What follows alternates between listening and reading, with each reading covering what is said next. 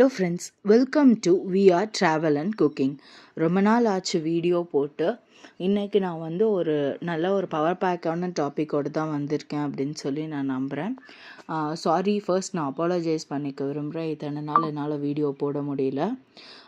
So கண்டினியூஸாக நான் வந்து இனிமேல் வீடியோ போடுவேன் அப்படின்னு என்ஷூர் பண்ணிவிட்டு நான் உங்ககிட்ட இந்த டாபிக் பற்றி பேசலாம் அப்படின்னு இருக்கேன்.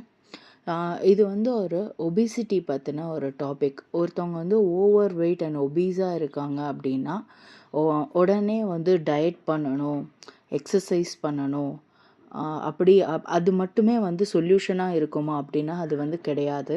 ஃபர்ஸ்ட் வந்து ஒபீஸாக இருக்காங்க அப்படின்னா அதுக்கு நிறையா வந்து காரணங்கள் இருக்கும். ஒன்று ஹெரிடிட்டரியாக இருக்கலாம், இல்லை அவங்களோட செடேட்ரி லைஃப் ஸ்டைலாக இருக்கலாம், அப்படி இல்லைன்னா ஹார்மோனல் இம்பேலன்ஸாக இருக்கலாம். இந்த மாதிரி நிறைய காரணங்களால் வெயிட் வந்து இன்க்ரீஸ் ஆகிருக்கலாம். ஃபர்ஸ்ட் வந்து இப்போ ஃபார் எக்ஸாம்பிள் உமனுக்கு வந்து after delivery weight increase ஆகிருக்கலாம்.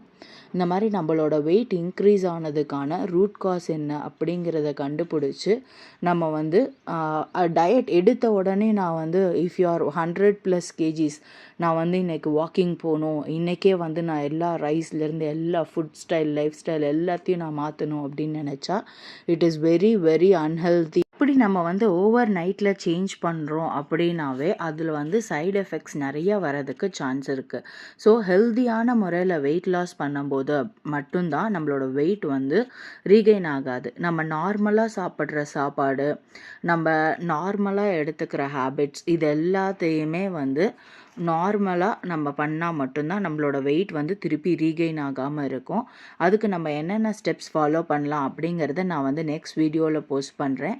Thank you friends. Thanks for வாட்சிங் this video. Please don't forget to like, share and subscribe. Thank you.